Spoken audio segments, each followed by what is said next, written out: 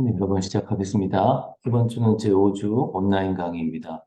여러분 이 시간에 이 월요일에 이 강의를 듣고 문제를 풀면 되겠습니다. 자, 그럼 시작해 보겠습니다.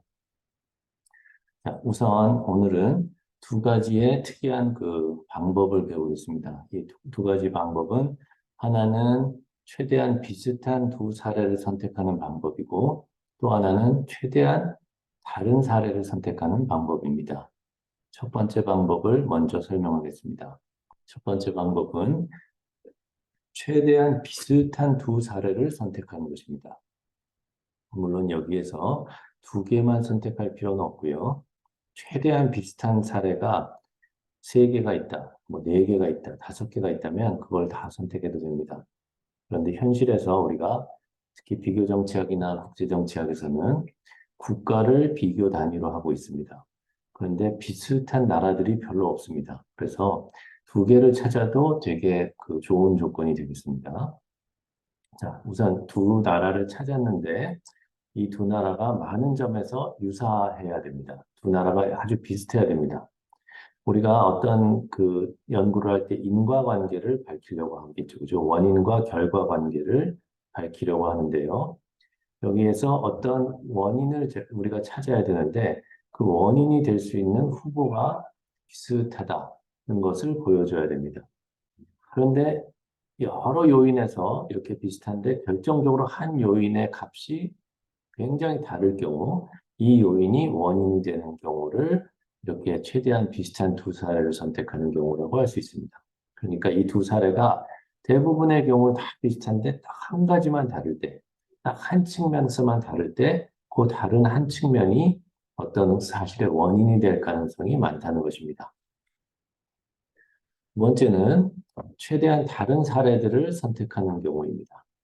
여기서는 사례들을 선택을 했는데 이 사례들이 굉장히 다른 것입니다. 그런데 딱 한 요인에서만 같을 때 그 한 요인이 원인이 될 가능성이 많은 것입니다.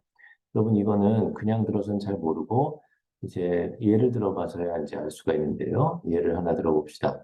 우선 첫 번째 예는 최대한 유사한 사례의 예입니다. 자, 여기서 던진 문제는 왜 한국 정치는 대만 정치에 비해서 양극화의 정도가 심한가? 즉, 왜 한국 정치는 너무 극단적으로 대립되어 있는가? 대만에 비해서 이렇게 이제 질문을 던졌습니다. 여러분, 한국과 대만은 여러 가지로 유사합니다. 그렇기 때문에 그 여러분들이 한국과 대만을 비교하면 많은 연구들을 할 수가 있는데요. 나도 많이 했고, 자, 보시면 경제 소득도 비슷하고 정치 체제도 비슷하고 지리적인 위치도 비슷하고 뭐 다양한 여러 가지 정당 체제도 비슷하고 그 정치 제도들도 비슷합니다. 분권화의 정도도 비슷하고 그런데 그러면 왜 한국 정치는 이렇게 대만과 한국은 이렇게 비슷한데 한국과 대만이 왜 양극화의 정도에서 차이가 날까 하면은 한국과 대만이 다 비슷한데 한 가지 차이가 있다면 그 차이를 찾아봐야 됩니다. 그 차이는 분단 상대국으로부터 침략을 받은 경험이 있느냐, 즉 전쟁을 해본 경험이 있느냐 없느냐거든요. 대만은 중국으로부터 공격을 받은 전쟁을 한 적이 없고요. 한국은 북한이 침략해서 전쟁을 해봤죠, 그죠? 그래서 이 차이가 전 정치를 양극화하게 한다. 이런 가설을 세울 수가 있겠습니다. 북한으로부터 침략을 받아봤기 때문에 한국에서는 반공이라는 이념이 매우 중요합니다. 그래서 그 조금 진보적인 이념을 가진 정치 세력들이 반공을 이념을 가진 정치 세력들과 아주 극단적으로 대립하게 되는 그런 정치를 보여준다. 이렇게 설명할 수가 있겠습니다. 어쨌든 간에 여러분들이 이 방법을 알면 아주 비슷한 사례들을 찾아서 딱 한 가지의 차이점이 있다면 그 사례들을 가지고 연구를 할 수가 있습니다.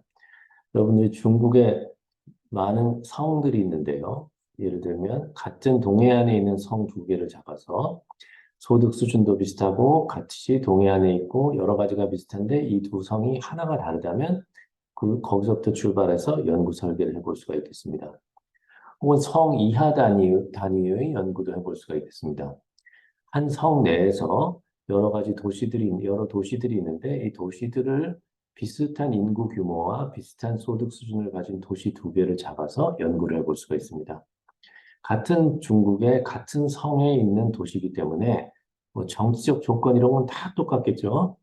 그런데 소득 수준도 비슷하고 뭐 같은 성 안에 있는데 뭔가 다르다. 그러면 그 다른 게 굉장히 의미가 있습니다.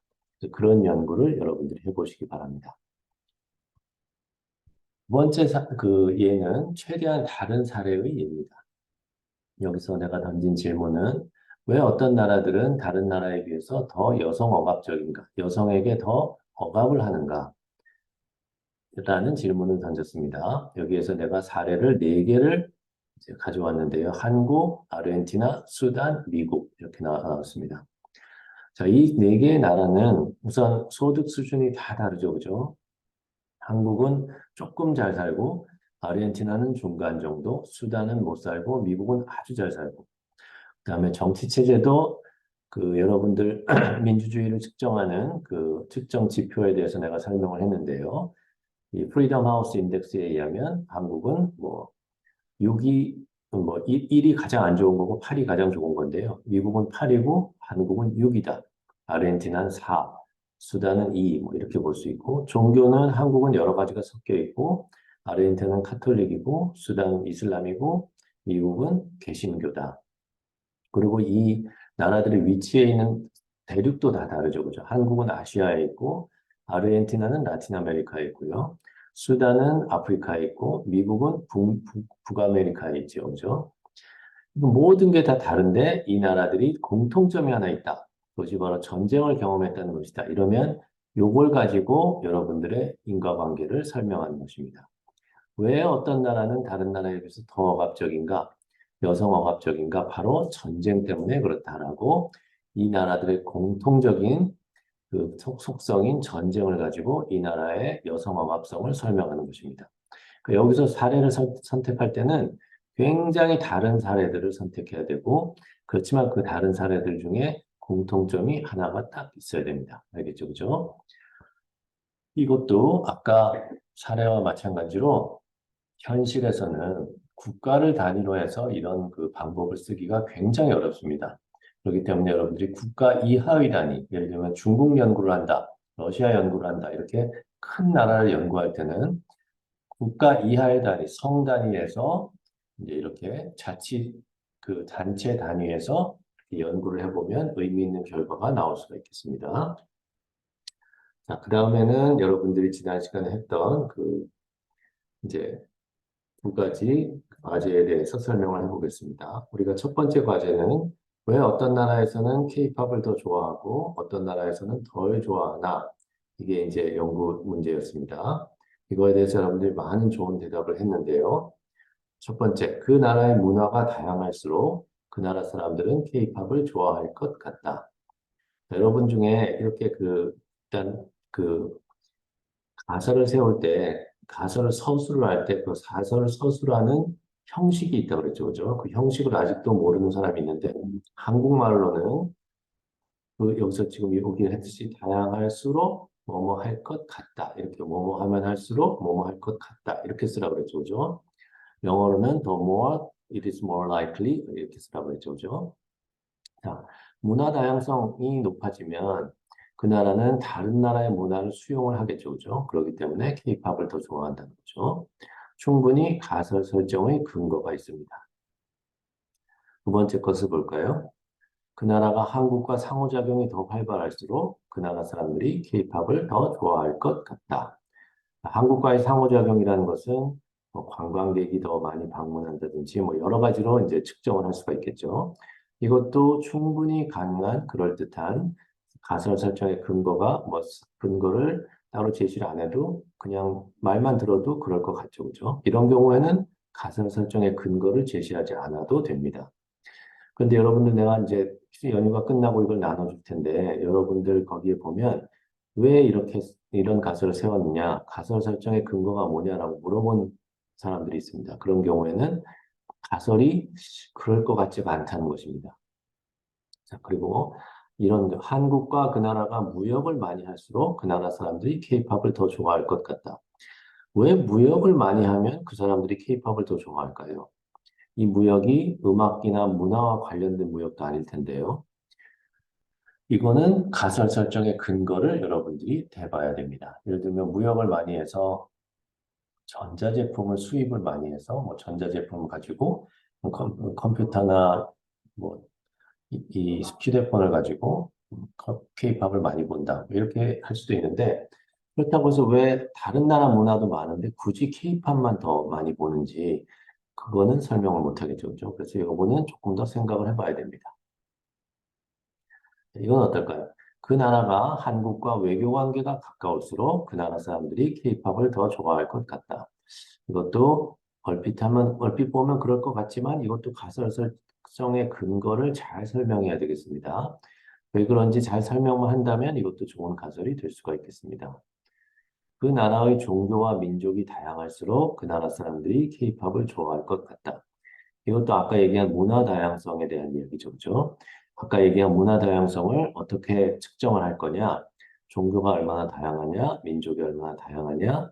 그 다음에 종교와 민족의 다양성을 얼마나 정책적으로 보장을 해주느냐? 그런 그 다양한 민족들이 같이 살 수 있는 법이 있느냐? 뭐 이런 것들로 가지고 볼 수가 있겠습니다. 이것도 좋은 가설이라고 볼 수가 있습니다. 그 나라의 무역 상대국이 다양할수록 그 나라 사람들이 케이팝을 더 좋아할 것 같다. 자, 이것도 어, 그럴듯하긴 한데 이것도 조금 설명이 필요하겠죠. 그죠? 무역하고 케이팝하고 어떤 상관이 있는지. 근데 아까 그 가설보다는 조금 낫습니다. 그죠? 무역을 많이 하면 할수록보다는 무역 상대국이 다양할수록 이게 조금 더 좋을 것 같습니다. 한 국가의 문화 개방도가 높을수록 그 나라 사람들은 케이팝을 더 좋아할 것 같다. 자, 이것도 문화 다양성이랑 비슷한데 좀 다르죠, 그죠? 문화가 개방적일수록, 즉 외국 문화에 열려 있을수록이라는 뜻입니다. 아주 좋은 가설이죠. 그러면 문화 개방도는 어떻게 측정하냐면 외국 문화 컨텐츠를 얼마나 많이 수입하느냐 이렇게 볼 수가 있겠습니다. 외국 문화 컨텐츠라는 것은 외국의 영화, 외국의 서적, 외국의 음반 이런 것들을 얼마나 많이 수입하느냐입니다. 한국은 아직까지도 뭐 예를 들면 일본 문화를 수입하는 데는 제한이 있습니다. 왜냐하면 옛날 식민지 경험 때문에 그렇습니다. 어쨌든 문화 개방도가 높을수록 그 나라 사람들은 케이팝을 더 좋아할 것 같다. 이것도 아주 좋은 가설입니다. 젊은 인구가 많은 나라일수록 그 사람들은 케이팝을 더 좋아할 것 같다. 뭐 이것도 최소한 상관관계는 있을 것 같습니다. 왜냐하면 케이팝은 대부분 다 젊은 사람들이 듣기 때문에 그래서 이것도 인과관계가 있거나 아니면 상관관계가 있을 것 같습니다. 그 나라의 엔터테인먼트 산업이 발달할수록 그 나라 사람들은 케이팝을 더 좋아할 것 같다. 엔터테인먼트 산업이라는 것은 오락 산업이죠, 그죠? 문화 산업 같은 거죠. 뭐 음악 산업이라든지 영화 산업이라든지 이런 문화 콘텐츠를 만드는 산업입니다. 자, 여러분들 이거는 어떻게 생각하시나요? 이것도 굉장히 좋은 가설이 될 수가 있겠습니다. 문화 콘텐츠 산업이 발달할수록 케이팝을 더 많이 받아들이겠죠, 그죠? 자, 그런데 반대로 생각해 보면 어떨까요? 그 나라의 문화 콘텐츠 산업이 덜 발달할수록 그 나라 사람들이 케이팝을 더 좋아할 것 같다. 이렇게 생각하면 어떨까요? 예를 들면 내가 어떤 A라는 나라 사람인데 A라는 나라, 우리나라에는 문화나 음악이나 예술이나 영화를 너무 그런 걸 잘 못 만들어요. 우리나라 음악이나 영화는. 그래서 재미가 없고 들을 게 없는데 이럴수록 이제 외국 음악이나 외국 영화를 더 많이 보게 되는 것입니다. 그래서 케이팝을 더 좋아한다. 이렇게 반대로 생각해 볼 수가 있겠습니다. 즉, 그 나라의 엔터테인먼트 산업이 덜 발달했을수록, 안 발달했을수록 그 나라 사람들은 케이팝을 더 좋아할 것 같다. 이렇게 생각해 볼 수도 있겠죠. 그렇죠? 이것도 한번 여러분 생각을 해보시기 바라겠습니다. 자, 두 번째는 왜 최근에 러시아와 북한 관계가 가까워졌나 이겁니다. 조금 문구는 다르지만 여러분들이 이렇게 썼고요. 어떤 사람들은 왜라고는 말로 시작하지 않은 경우가 있습니다. 이런 경우는 0점입니다.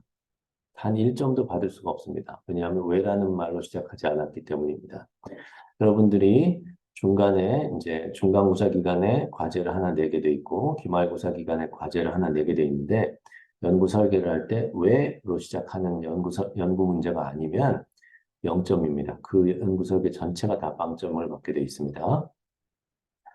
자, 여러분들의 가설은 우크라이나 전쟁 때문이다. 국제적 고립 때문이다. 서방의 압력 때문이다. 이렇게 했는데 다 너무 좋은 것 같습니다. 특히 서방의 압력 때문이라고 했던 게 아주 저는 제일 좋은 것 같고요. 서방의 압력이 셀수록 이 사람들은 이 나라들은 더 가까워질 것이다. 이런 예측을 해볼 수가 있겠죠. 이게 아주 좋은 가설을 설정한 경우입니다. 반면에 여러분들 이렇게 어떤 사실을 보고 신문 기사 같은 거 읽고 나서 여기에서 왜라는 질문을 딱 머릿속에 던져야 되는 그런 훈련을 반드시 해야 됩니다. 이 훈련을 하고 나서는 여러분들이 신문 기사를 보거나 방송 뉴스를 보면 왜라는 질문이 자동으로 머릿속에서 생겨날 것입니다. 그렇게 되면 여러분들은 거의 24시간 동안 연구를 하는 것입니다. 즉, 언제 어느 때나 갑자기 왜라는 말이 생각이 나고 그 왜라는 것이 학문적으로 좋은 가치 있는 질문일 경우에는 연구하고자 하는 욕심이 생기는 것입니다. 그러면 연구가 점점 더 재밌어지고 점점 더 중요한 연구를 할 수가 있겠습니다. 그래서 이 훈련이 굉장히 중요한 것입니다.